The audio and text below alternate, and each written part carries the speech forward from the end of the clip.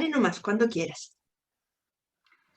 Buenos días, un gusto saludarlos. Aquí estoy en gran compañía de Trinidad Chile, Gabriela Oces, Viviana Masobrio. Mi nombre es Cecilia Marras de Yo Soy Digital Chile.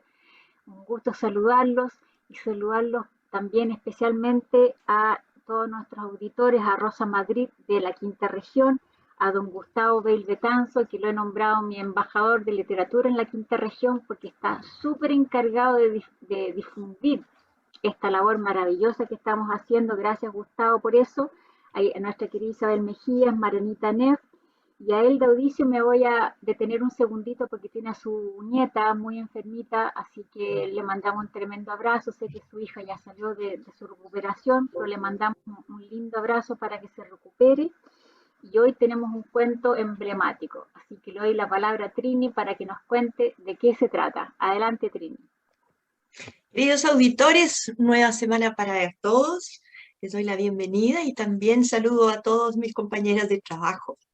Y en esta oportunidad les traigo un autor italiano que posiblemente ustedes ya conocían por una novela que es El desierto de los tártaros. Se trata de Dino Buzzati. El cuento es El niño tirano. Como en otras oportunidades, voy a leer un resumen basado en sus propias palabras. Si pueden leerlo completo, háganlo porque vale la pena. El niño tirano. Pese a ser considerado un prodigio de belleza, bondad e inteligencia, el pequeño Giorgio era muy temido en su familia. Todos, sus padres, sus abuelos paternos y las criadas vivían bajo la pesadilla de sus rabietas, pero nadie se atrevía a confesarlo. Al contrario, proclamaban sus virtudes. Las cóleras de Giorgio eran de por sí espantosas. Para las pequeñas contrariedades se echaba a llorar. Cuando no obtenía lo que quería, no hablaba, no jugaba y se negaba a comer.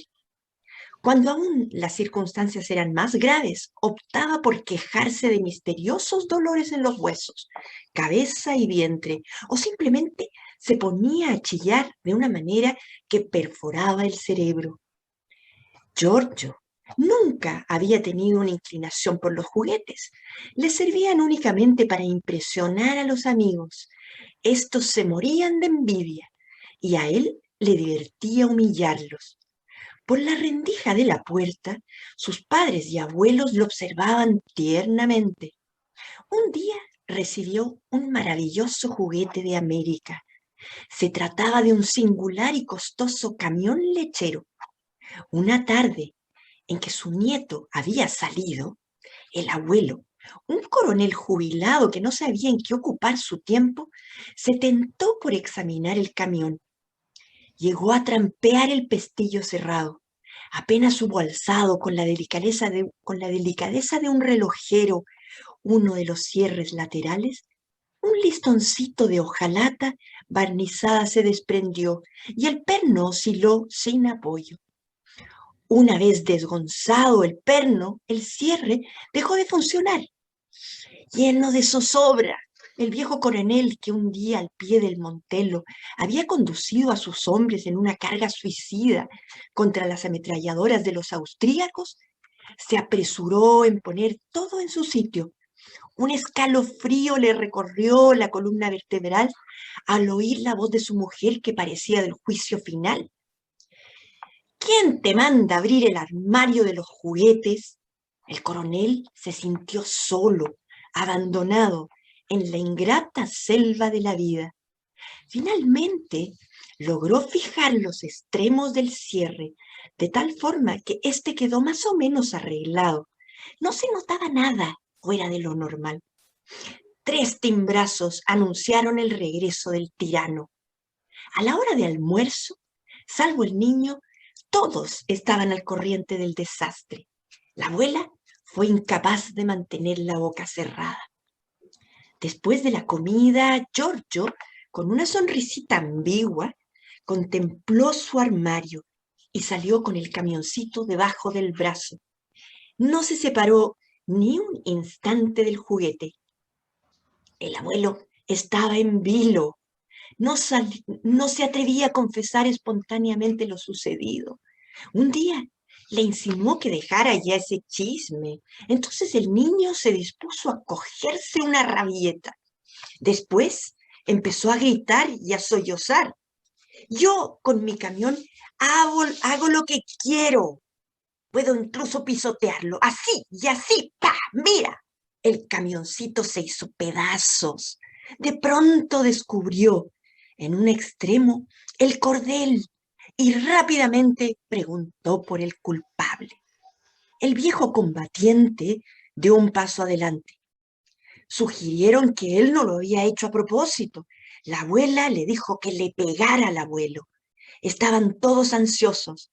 Giorgio volvió a quedarse tranquilo, examinó a todos los presentes, luego le dio una patada a la carcasa de su camión y después se echó a reír frenéticamente. Aterrorizados, los mayores callaron. Es un cuento extraordinario. Es un cuento además tan bien trabajado como un relojero, como el que hubiera hecho el camioncito, porque en verdad el trasfondo es magnífico y muy bien logrado, con una artimaña, una delicadeza, va trabajando todos los detalles de este cuento. Cada adjetivo sabe calificar muy bien cada episodio, porque el lector se hace perfectamente cuenta de qué calidad de niño es. Un niño que ha sido engreído desde su más tierna infancia, en esa infancia que de alguna manera va a determinar la forma de ser después de él en la madurez. Bueno, ya aquí empezamos a ver a lo que va a significar la presencia de ese niño en cualquier parte, porque va a actuar con la prepotencia que le están permitiendo desarrollar toda su vida. Y eso es sumamente delicado, ¿no? Hasta el día de hoy, todos nosotros podemos contemplar en los supermercados, en situaciones públicas, eh, las pataletas de niños en su momento, en que los padres no saben cómo manejarla. Hoy día, de partida, lo ideal es pensar un poco en el sentido común, ¿no? En cómo hay que actuar en ese momento. Hoy día la misma Gabriela nos podrá decir 1000 manuales para enseñarles a los padres cómo manejar este tipo de situaciones con los niños, frente a un capricho, frente a una molestia de ellos mismos. Bueno, es el minuto en que uno tiene que saber actuar con mucho cuidado, tratando justamente de encauzar la personalidad de esos niños. Pero piensen ustedes, Dino Buzzati, él es de 1906. Murió el año 76, un italiano, pero que retrata magníficamente esta atmósfera que envuelve a este niño y que lo hace crecer como si fuera un pequeño rey, sin prepararlo para lo que le va a tocar vivir en su vida. Bueno, yo les presento este cuento y le dejo en manos de Gabriela la interpretación más especializada. Gabriela, te abro el micrófono. Gracias, Trini. Para empezar, quiero poner la lupa en los adultos. Los adultos están cometiendo graves errores en la crianza de este niño y probablemente motivado ello por un exceso de amor, por un cariño malentendido que se disocia de lo que es poner los límites, encauzar, conducir lo que todos los niños necesitan y que además les da seguridad y los va formando como personas útiles y provechosas y contentas, cosa que no ocurre con este niño. Ahora, también llama la atención que los adultos, entre ellos, parecen tener serias dificultades y se vigilan unos a otros y actúan sus frustraciones, su historia y las resuelven y ventilan, me da la impresión, a través del niño, a través de su relación con el niño. Entonces, eso me parece que además suma un elemento de perversión a una, comillas, mala crianza que están haciendo. Con esto logran, tal como el autor lo describe, tener a este niño tirano, un niño que no toma en cuenta a los demás, que está lleno de crueldad, de egoísmo, de afán destructivo, es muy manipulador, es un niño que está desarrollando conductas muy disfuncionales, tal como dice la Trini, no le van a ayudar en nada a vivir la vida. Incluso podemos pensar que está configurando lo que hoy día se llama una personalidad de que viene de dark, de oscuro, que tiene ciertos rasgos como lo que este niño está esbozando. Es gente maquiavélica, que es muy calculadora, que sus acciones son fríamente premeditadas hacia un fin, que es un fin que no es loable, cosa que ya vemos en el niño sabe lo que producen los adultos y sabe manejarlo, maneja esta hostilidad mutua o estos problemas de relación que hay entre los adultos, el niño lo manipula a su favor. En estas personas también hay una gran dosis de narcisismo, el niño es él y solo él, y también hay una actitud psicopática, vale decir, pasar por encima de las normas. Entonces, este niñito está configurando probablemente esta tría y es bastante probable que tenga serios problemas psicopatológicos, ¿ya?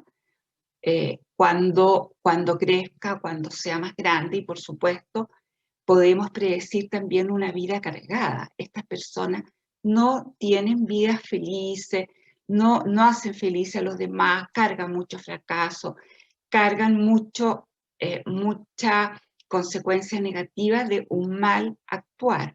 Y lamentablemente los vemos hoy día, y no es solamente un personaje de cuento, este niñito está hoy día entre nosotros, este tipo de situaciones y de personalidades da lugar a los tiranos, a delincuentes, a gente que es muy antisocial y que ella también lo pasa mal. Así es que este cuento pone el acento en un problema no menor. Eso es lo que podría decir en un primer análisis al respecto, y le doy la palabra a Viviana. Sí, hola, buenos días a todos. Realmente esta semana fui doblemente sorprendida, más allá de lo que ocurre siempre, porque no conocía al autor, que me pareció súper interesante, y el título del cuento. Yo que soy educadora y que formé docentes y niños, pues fui maestra de escuela básica también de primaria, el niño tirano, que no sé, me impactó, imaginé autoritarismo, imposición por un lado, sumisión por el otro, pero creo que nunca pude prever el desarrollo que el autor nos presenta, ¿no? Ese creyendo, que empieza describiéndonos la imagen típica del niño, ¿no? El niño bueno, el niño angelical, el niño bonito, inteligente, que es como supuestamente lo veían sus mayores, y después se va desencadenando, como bien nos describía, me encantó, Gabriela, lo que nos aportaste, nos va mostrando, se va desencadenando esa personalidad autoritaria y positiva. Hay una palabra que me impactó, pérfido. Pérfido describe la maldad suprema hecha con interés de dañar en un niño. Realmente creo que no sé qué vinculaciones o qué conocimiento, porque por lo que leí el autor no tenía que ver con esta disciplina, ¿no? Con la psicología o con la pedagogía, pero qué conocimiento tiene, si es una vivencia, si es un supuesto, pero como bien decía Trini, describe cualquier situación, o muchas situaciones que uno puede ver de niños imponiendo, mandando, gritando, haciendo rabietas. Y otra cosa que me impresionó el pensamiento estratégico de este niño, como bien decía Trini, tiene 3 posibles intervenciones según la magnitud del límite, que nos mencionaba Gabriela, los límites. Él tenía todo orquestado, todo armado, parecía, tenía un abuelo coronel, y él parecía ser un pequeño estratega que tenía preparada la táctica específica para cada situación que se desataba. Realmente como educadora me quedé muy impresionada y pensaba no solo en los papás, sino también en los docentes, que teniendo un número importante en el aula se encuentran con un personaje con estos rasgos. Y por supuesto las tremendas y desesperanzadas expectativas de futuro de cómo va a ser este niño. Realmente, muchas gracias por todo porque me hizo pensar muchísimas cosas. Gracias, Vivi. A mí me llamó la atención, bueno, el título, que El niño tirano, y a mí me llama la atención algo que ellos, el autor dice, proclamaban con obstinación que en el mundo no existía un niño tan bueno, y cada cual quería, y además el grupo familiar, dice el autor, cada cual quería sobresalir de esa desenfrenada oración. Yo creo que hay el autor nos trata de indicar que ellos ven al niño, ellos quieren representar al niño hacia afuera como un niño de una belleza, una inteligencia, pero aparte ellos eran obstinados. Y yo creo que había un problema también en el núcleo. Y porque ellos quieren sobresalir entre ellos mismos. Y como decían una de ustedes, se espiaban unos a otros. O sea, aparte del niño, hay como una especie de dinámica familiar. Inclusive con las criadas Ana e Ida. Y después dice, de hecho, con el pretexto de su amor por el niño, todos ellos daban rienda suelta a sus perversas inclinaciones por turnos. De todas maneras hay un problema familiar en la casa, controlándose y espiándose los unos a los otros. No, la verdad que bien, bien especial el grupo, y eso, claro, el resultado es el niño, el monstruo que crían. Y claro, y el abuelo, un hombre que había conducido a sus hombres una carga suicida contra las ametralladoras de los austríacos, le tenía pavor al cabro chico. No, la verdad que y la abuela se ríe de eso. Ella lo incita a él y le dice, pero que tú que le llevaste las tropas, ¿cómo no vas a ser capaz de enfrentar al niño y decirle la verdad? Que tú echaste a perder el famoso carro de la leche. Lo insta. Y al final el niño, cuando la abuela le dice, siempre he dicho que el niño es un ángel, Giorgio ha perdonado a su abuelo. ¿Y él qué hace? Se burla de todos. Dice, mirad, es un bendito, mirad, es un bendito. Y él se mata la risa con eso y sigue como burlándose, jactándose de eso. Yo quiero tener, cuando le toque el turno a la Gaby, que los niños, esta pregunta yo ya la había hecho, pero se me olvidó, ¿nacen con carácter o con personalidad? Y ahí, como decíamos en comentarios antes del cuento, cómo se generan estos niños, el entorno, el ambiente, que se da o no se da, pero yo creo que aunque no se dé el ambiente, después los niños se casan y ahí ya no están en ese ambiente donde están restringidos y controlados, y los niños cambian. Yo he visto que dentro de una familia hay 5 o 6 niños, son criados de cierta manera y después los niños se van de la casa y cambian. Dicen, pero ¿cómo si fuimos criados por los mismos papás, la misma mamá? Y él ahora es distinto. Es que yo creo que, claro, el entorno hace que se potencie esa parte. Padres culposos hoy en día, uno ve en el supermercado, niños manipuladores, exceso de amor. Y el niño tenía tácticas a escala para todo. Esas tácticas, ¿dónde la aprendió? Porque un niño no aprende una táctica así como solo, o dependiendo, va viendo cómo reaccionan los adultos y se da cuenta que esa táctica le va bien.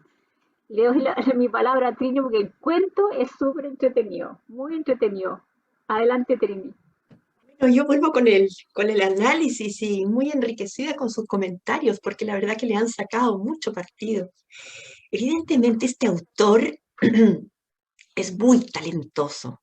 Y pensemos que él es de 1902. ¿Cómo se anticipó a situaciones cotidianas de una manera tan real, no? Este hombre, bueno, además de haber escrito esa gran novela que es El desierto de los tártaros, que es una tesis existencial sobre la soledad del hombre, sobre su búsqueda a sí mismo, es de una profundidad impresionante. Hay una película también, pero en general tiene muchos cuentos y apuntan mucho a criticar la sociedad donde vivimos, eh, incluso a reírse mucho de la burguesía, de situaciones que se dan en el día a día dentro de las familias, de las relaciones, incluso de el intercambio que hay entre los miembros de la sociedad, cómo se van dando las clases sociales. Es de una ironía, de un sarcasmo, es la sorna la maneja con mucho divertimento, pero es tan ayornado a los temas de hoy. Este retrato podría ser el de cualquier niño que vemos muchas veces, ¿no? Incluso estoy pensando en la dificultad que existe para criar hijos únicos. Muchas veces caen en esto. Y por otro lado, en la culpabilidad que tienen los padres, a veces cuando están separados y sienten que no están muy presentes, entonces los niños manipulan y ellos caen en esas redes sin colocar límites. Y en general, desde niños todos hemos necesitado límites, porque si no, también nosotros nos perdemos y perdemos la lógica de la vida. Pero qué difícil es ser padre, pero pienso que en estos tiempos de hoy, donde las facilidades tecnológicas, incluso la facilidad de precios para comprar juguetes, cuántas veces incluso hay familias que se endeudan con tal de comprarle el último Play y el último celular para que los niños estén bien. No hay una, con ese afán más bien que hay hoy día por la inmediatez o por querer comprarles todo, a los niños no les desarrollamos el trabajo por algo, el luchar por algo, el saber ahorrar. Los niños no saben ahorrar, no saben esperar tampoco. Bueno, y son conductas que están muy relacionadas con esta atmósfera de quererles dar todo. No, hay que privarlos de ciertas cosas para que ellos obtengan el valor de lo que eso significa, ¿no? No es fácil, pero creo que hay que pensar mucho y ojalá con buen criterio, con sentido común, que hoy día es el menos común, pero ojalá conversando mucho con la pareja, con el papá, con la mamá, pero buscando un mecanismo equilibrado para que el niño crezca en un ambiente más sano. Muy bien, yo le cedo la palabra nuevamente a Gabriela para que nos aclare la pregunta de Cecilia. Gabriela. Mira, quisiera ir a algo más cercano al cuento y que podría alumbrar cosas que ahí pasan y que pasan en la vida. Me voy a referir desde la psicología del desarrollo a lo que se denomina estilos de crianza, ¿ya? Los estilos de crianza se pueden situar en dos ejes independientes. Un eje es el nivel de disciplina, ¿ya? Que puede ser de muy alto a muy bajo, que se impone, que se exige, que se concuerda o no. Disciplina puede ir de alto a bajo, o control si se quiere, control de la conducta del niño, de muy alto a muy bajo, ¿ya? Y otro eje que es ortogonal, vale decir, es independiente. Si este fuera el eje del control, el amor es un eje ortogonal, independiente. Y acá se crea el malentendido. Se piensa que el amor implica cero control. Amor es que tú hagas lo que tú quieres. Mientras más te quiero, más libertad te doy. Eso es falso. Esa es una falacia. ¿Por qué? Porque ya lo expliqué, el control es un eje, el amor es otro, ¿ya? ¿Cuál es el mejor estilo de crianza según los estudiosos de estos temas? Es un estilo que se llama autoritativo, que hay una combinación de alto amor y de alto control, ¿ya? O sea, es el amor acompañado de firmeza, acompañado de límites, acompañado de acotar los derechos del niño, ¿ya? Aquí no se crean niños con derechos sin límites cuando se usa un estilo autoritativo. La persona es respetuosa, la persona es integrada internamente, es capaz de autocontrolarse, es capaz de ponerse en el lugar del otro. O sea, es el mejor estilo de crianza. ¿Qué pasa cuando hay elevado amor y baja disciplina o nula, como en el cuento? Pasa lo que el cuento muestra y que ya lo analizamos. O sea, personalidades, el niño es un caso extremo. Yo de verdad quiero hacer una graduación, no cualquier niñito que está haciendo pataleta es un tirano, de fija, lo más probable es que esté en el punto medio, ¿no? Entonces, vuelvo al tema de la crianza laissez-faire. Esta crianza laissez-faire, como la que tuvo el niño tirano, cae en riesgo de producirse lo que se produjo en el cuento, ¿ya? Que es amor sin control. Y por otro lado, podríamos tener un exceso de control con bajo amor, con baja consideración por los deseos del niño, incluso con baja, digamos, consideración de su persona. Entonces ahí se crea, ese estilo de crianza se denomina autoritario, y tampoco es bueno porque crea personalidades inseguras, niños tímidos, niños que no saben lo que quieren, que no tienen como buena armazón interna. Entonces, de esa manera, el excesivo control con bajo amor también es muy pernicioso.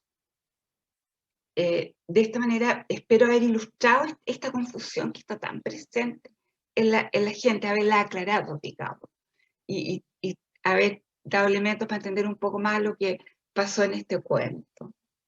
Eso. Le doy la palabra a Viviana. Sí, gracias, Gaby, realmente. Estaba pensando, Buzzati se imaginará que, pobre, ya no se imagina nada, ¿no? Pero se habrá imaginado en algún momento que iba a disparar todas estas consideraciones, porque justamente yo lo pensé desde un tema que trabajaba con mis alumnos, que es el concepto de infancia, que los que tal vez no nos metemos en estos temas por profesión, se desconoce que el concepto de infancia es un concepto que es muy reciente, o sea, es de la modernidad. El niño en los inicios estaba, inclusive el infanticidio estaba justificado, porque el niño era como un objeto de uso, y así fue durante muchos años. Después se lo empezó a mirar de otra manera y vino todo un periodo de mucha, como decía Gaby, de un exceso de control, de autoritarismo. Inclusive me acuerdo que mis alumnas se entretenían mucho cuando hablábamos del niño de oro y el niño de plata y el niño pobre, que son categorías que tienen que ver con, hoy haciendo una sincronía, ¿no? Hablaríamos del niño pobre, del niño de clase media y del niño que en una época fue de la nobleza o de una clase privilegiada en este momento, ¿no? O sea que por lo menos para mí siempre fue fascinante investigar esta construcción de la infancia. Y se llega a un momento, justamente el cuento fue publicado en 1951, y justamente a mediados del siglo XX, ya en el siglo XIX, las líneas de pensamiento pedagógica se centraban en el niño. O sea, no querían crear esas generaciones uniformes. O sea, todos se educaban del mismo modo, fuera alto, bajo, inteligente, con dificultades, simpático, antipático, a todos se los educaba del mismo modo. Recién en el siglo, y por supuesto con mucho control y autoritarismo, ¿no? Y en el siglo XIX, las nuevas pedagogías, llamadas pedagogías activas o de la escuela nueva, empiezan a centrarse en el niño, a mirar qué le pasa, qué necesita, qué diferencias tiene. Inclusive tenemos una italiana, justamente, perdón, mis ancestros me hacen pensar en todo eso, que se llamó Montessori, María Montessori, que empieza a crear espacios adecuados al niño. O sea, porque el niño en el mundo adulto se siente perdido. Yo les hacía hacer una experiencia a mis alumnas que era ponerse en cuclillas en el piso y mirar el aula. Entonces, ¿qué veían?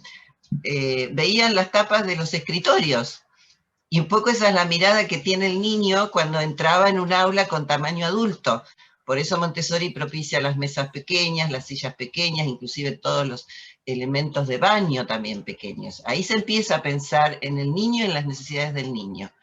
Y ya en esta etapa, por supuesto, como siempre, como somos los seres humanos, hay un vaivén, ¿no? Este péndulo, ¿no? De máximo a mínimo, y no esa búsqueda de equilibrio. Y después viene la búsqueda del equilibrio, como decía Cecilia.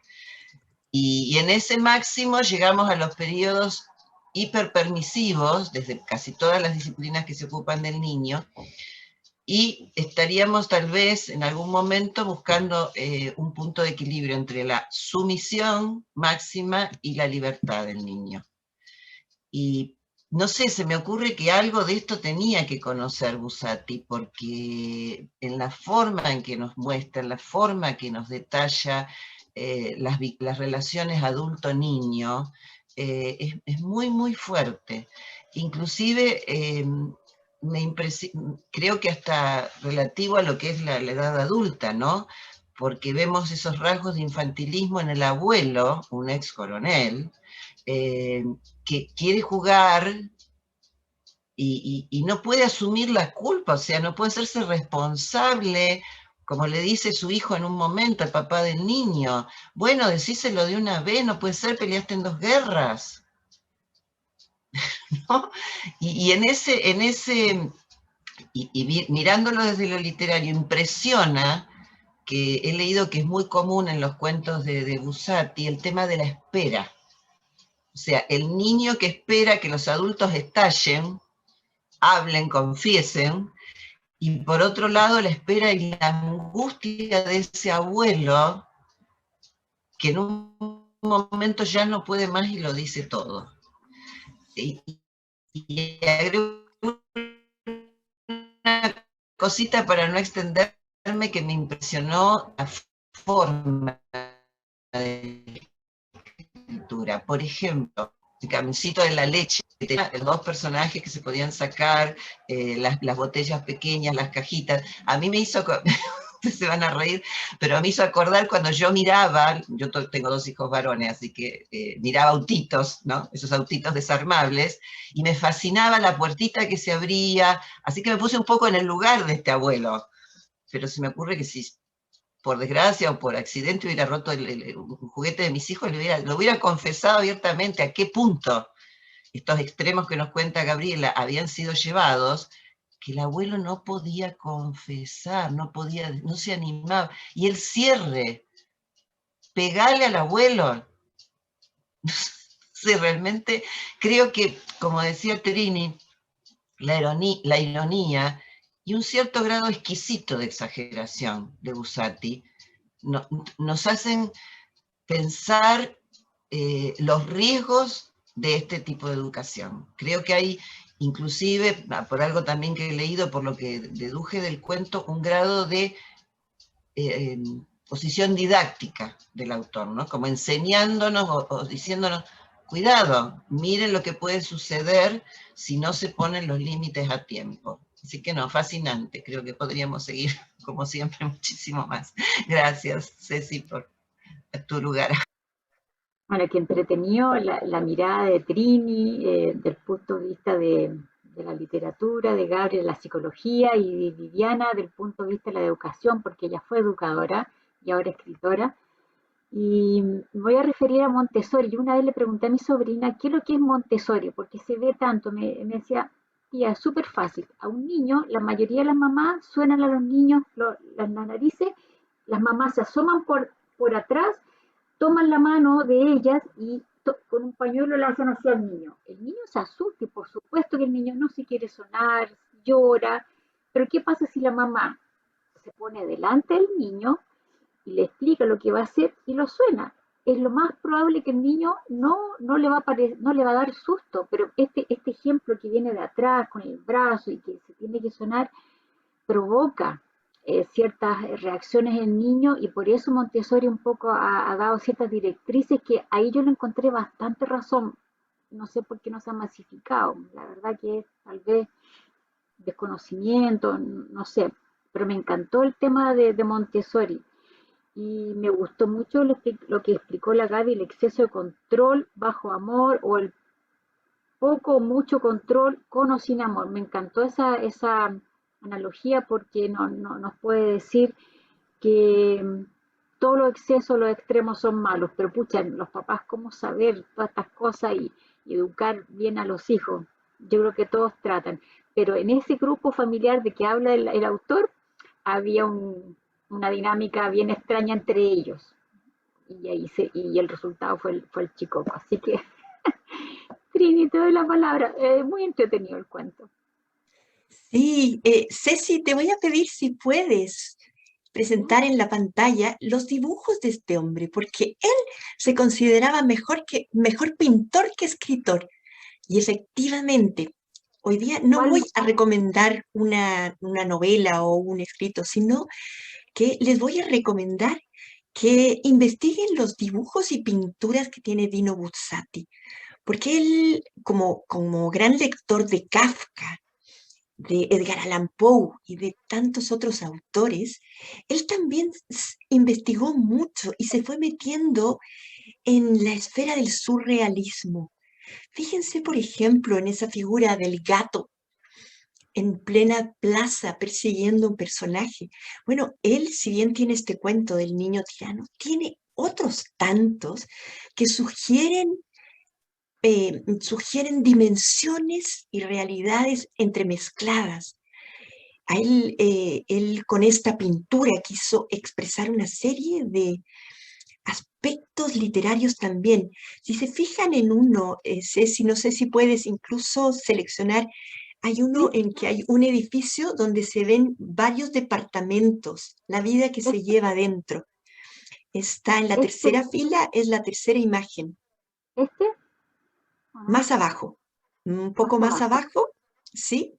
El que está al lado del oso, ese que está acá justamente, no sé si lo puedes agrandar, pero ese cuadro en el que aparece un animal al lado de un edificio es muy No lo, ¿cuál? característico. No, el que está debajo de un retrato de una mujer en blanco y negro, Más, más en la abajo. tercera fila. A ver, espérame, déjame devolverme. Ahí, Aquí. al lado de un oso, hay unas casitas, unos cuadros que están Ah, rojo, amarillo y azul. Bueno, no es ese, pero lo que les quiero significar de alguna manera es que él fue uno de los iniciadores de las viñetas. Y las viñetas eran recreación de lo que se vivía al interior de cada edificio.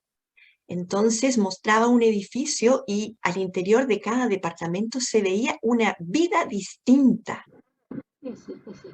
Entonces eran las primeras imágenes de, bueno, los cómics ya habían salido, pero él ilustró los cómics primero, pero eran viñetas y en cada una de estas viñetas donde hay un edificio y en cada departamento se ve una vida distinta, es lo que él quería retratar, ese mismo. Ese. Entonces, en el fondo lo que quiere ver es que en el mundo real se viven realidades distintas y pueden ser además muy diversas.